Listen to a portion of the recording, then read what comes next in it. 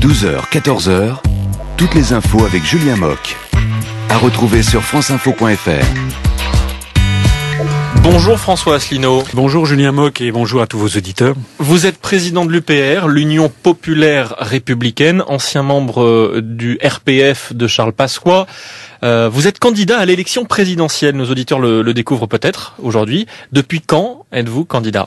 Je suis candidat depuis le 3 décembre dernier. J'ai présenté mon programme qui d'ailleurs est en ligne sur notre site internet Union Populaire Républicaine, à la fois sous forme de vidéo et sous forme papier. Vous promettez aux Français le changement, je cite, le changement le plus puissant depuis 1958 et le traité de Rome.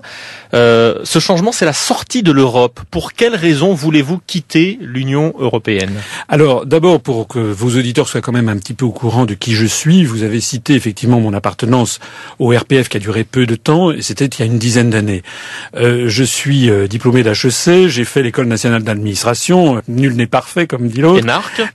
Et j'ai ensuite fréquenté les allées du pouvoir, et on dit généralement de moi que j'ai une carrière d'homme plutôt de droite, puisque j'ai été dans des cabinets ministériels du temps de M. Balladur et de M. Juppé. Mais voici maintenant un certain nombre d'années, j'ai quitté un petit peu cet univers parce que j'ai découvert que les Français ne le savent pas, mais l'ensemble de nos pouvoirs essentiels ont désormais été transférés à la Banque Centrale Européenne à Francfort, à la Commission Européenne à Bruxelles, au Fonds Monétaire International et à l'OTAN à Washington. C'est la raison pour laquelle j'ai créé le 25 mars 2007, ça va bientôt faire 5 ans, l'Union Populaire Républicaine. Pourquoi le 25 mars ? C'est parce que c'était le 50e anniversaire de la signature du traité de Rome.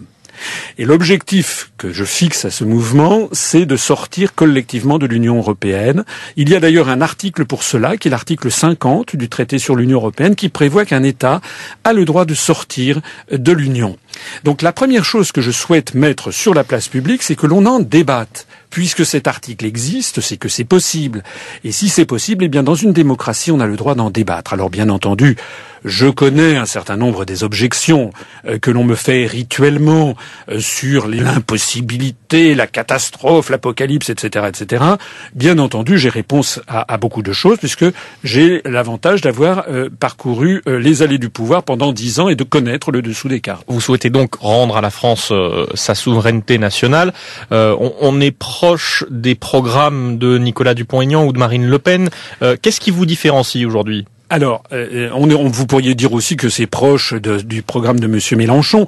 Ce qui différencie ce programme de toutes les personnes que vous venez de citer, c'est que ni Madame Le Pen, ni Monsieur Dupont-Aignan, ni Monsieur Mélenchon ne proposent de sortir de l'Union européenne. Eux, ils sont comme tout le monde, ils proposent une autre Europe à la Saint-Glinglin. Nicolas Dupont-Aignan propose de sortir de la zone euro, Marine Le Pen propose de rendre sa souveraineté nationale à la France, et petit à petit, on comprend quand même dans le programme du Front National il n'y a pas de qu'il y a une sortie de l'Europe. Écoutez, Julien. C'est un peu l'objectif. Non. Quand vous signez un contrat, vous signez un contrat. Vous regardez quelles sont les clauses du contrat. Je vous mets au défi de trouver sur le site internet du Front National, de Monsieur Dupont-Aignan ou du Front de gauche l'idée qu'il faut sortir de l'Union européenne. Ça n'est pas vrai. Ils disent le contraire. Même sur la sortie de l'euro, d'ailleurs, ils disent une chose et son contraire. Moi, je suis quelqu'un qui regarde les choses d'un point de vue juridique parce que c'est le droit qui s'applique. Lorsque, par exemple, actuellement, nous avons des candidats, tous les candidats qui promettent aux Français de lutter contre les délocalisations. Ils ont raison, puisque chaque jour qui passe, nous perdons 800 emplois industriels, nous voyons une usine fermée, et il y a un agriculteur qui se suicide tous les jours, Julien. Donc nous avons affaire à une catastrophe.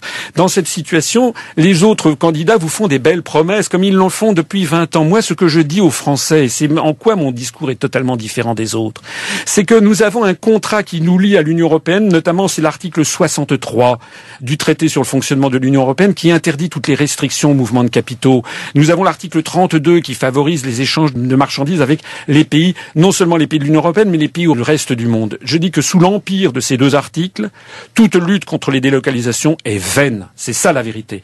Et donc, moi, je veux que ce débat soit porté sur la place publique. Je ne demande rien de mieux que d'avoir un débat avec Monsieur Sarkozy, Monsieur Hollande, Monsieur Bayrou, ou Madame Le Pen, ou Monsieur Mélenchon, pour que on passe enfin à table et que les Français sachent qui dit la vérité et qui raconte des promesses vagues et floues. La majorité des économistes promettent tout de même des difficultés économiques pour la France en cas de sortie de la zone euro, pas de l'Europe, de la zone euro. Oui, mais ça, en période de crise, est-ce que vous ne craignez pas justement d'affaiblir le pays en sortant de l'Union européenne? Écoutez, vous dites la majorité des économistes, il manque un morceau de phrase à ce que vous dites. La majorité des économistes autorisés dans les médias. Je rappelle uniquement. Non, écoutez, je rappelle quand même que Joseph Stiglitz, qui est prix Nobel américain d'économie, qui n'est pas rien quand même, a dit le 31 janvier dernier, les pays qui sortiront de la zone euro les premiers seront ceux qui s'en sortiront le mieux. Je prends avec vous un pari. Nous allons avoir des rebondissements venant d'Allemagne sur la question de l'euro dans les semaines qui viennent, sinon dans les jours qui viennent. Vous allez voir. C'est très gentil de faire peur et de promettre l'apocalypse, mais qui promet l'apocalypse? Ce sont ceux-là même qui, depuis 20 ans, nous ont entraînés dans le désastre que nous connaissons. Eh bien, moi, je dis, on a vu d'ailleurs l'exemple de la Suède. En 2003, on avait fait peur aux Suédois parce que il fallait absolument qu'ils entrent dans l'euro. Il y avait un référendum qui avait été fait. On leur avait promis les pires catastrophes et l'apocalypse si jamais la Suède disait non à l'euro. La Suède a dit non à l'euro. La Suède a un taux de croissance qui est 2 fois supérieur au nôtre et c'est un des pays de l'Europe qui se porte le mieux. Merci François Asselineau, président de l'UPR, Union populaire républicaine. France Info.